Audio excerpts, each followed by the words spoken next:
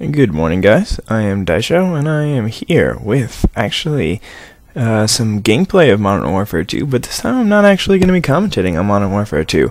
I'm going to be bringing you guys some Deadliest Warrior talk, and the gameplay is only 6 minutes long, but I don't know how long I'm going to actually talk about Deadliest Warrior, so I might go a little further than that. We'll see. It's just free-for-all gameplay, in case you were wondering. And so anyway, I'm going to go through this last week of Deadliest Warrior, which was Attila the Hun versus Alexander the Great. And I don't know, I really don't see how Attila the Hun should have won. And I'm kind of just going to go through it weapon by weapon and say what I thought was ridiculous that they did. So the Sword of Mars versus the Copus, whatever. The Sword of Mars, it had a heavier mass, so if you swing that harder, then it's going to go through cow ribs or whatever they used, but both of these weapons will easily slice through human flesh, but that's not even the big deal. Like, the only time you're ever going to use this to kill someone is when they're already disabled, because you're not going to be slashing against their armor.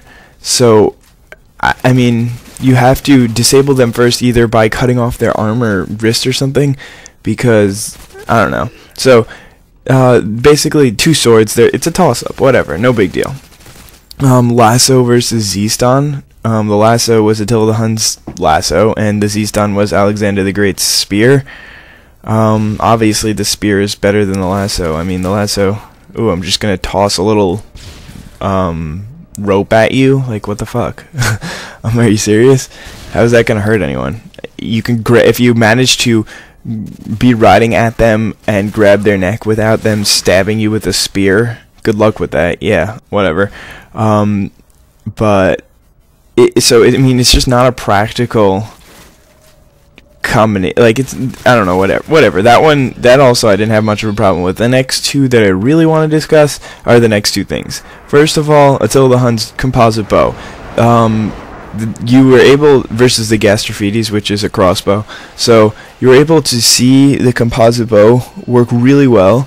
The guy was a horse archer, and he's a champion horse archer. This guy is Robert Borsos. He's an expert horseback archer, and he was able to hit the target with a random bow.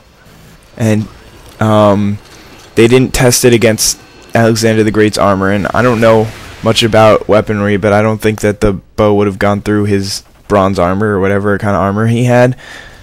Just a feeling, but I mean, I don't know if that's necessarily true. But he did have pretty good accuracy, so maybe he could shoot through the armor, but I don't know. I just doubt that.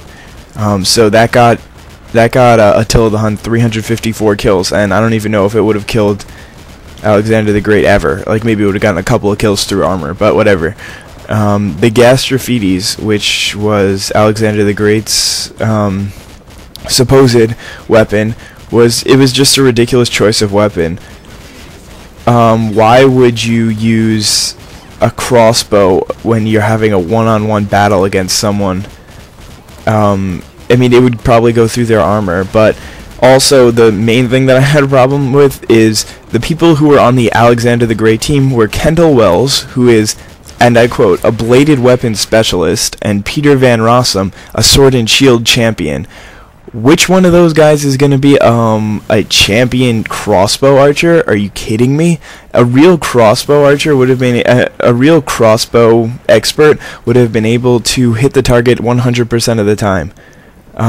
Crossbows are extremely accurate, and obviously he didn't know how to reload it if it took them 10 minutes to shoot 10 bolts.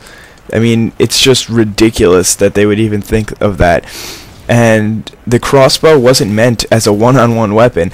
It's used in a battle where you have I don't know, 100, 1,000 crossbowmen shooting into a army, and then they basically just tear up anybody who they hit. They're not really, I mean, they're aiming into the army, but they're not aiming for specific people. I don't know, maybe they do aim for specific people, but basically it wouldn't be used in a one-on-one setting, and a better crossbowman would have been able to hit the target more.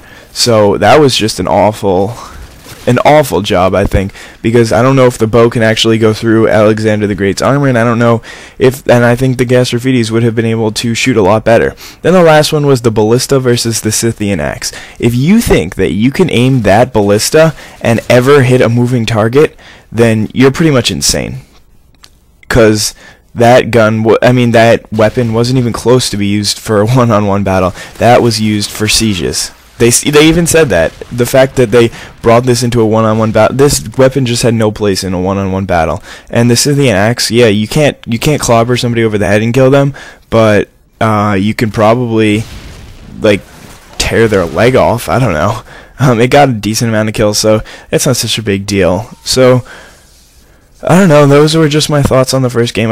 On the first episode that I'm doing this commentary on, I didn't really take any notes or whatever, or pay attention that much. Next time, I'll probably have more to say. If you like this, please not only just comment about it, I guess, for this video. Comment about it, and yeah, I'm gonna finish on time, I guess. So, if you like it, comment about it, and rate and subscribe. Thanks a lot, see you guys, bye.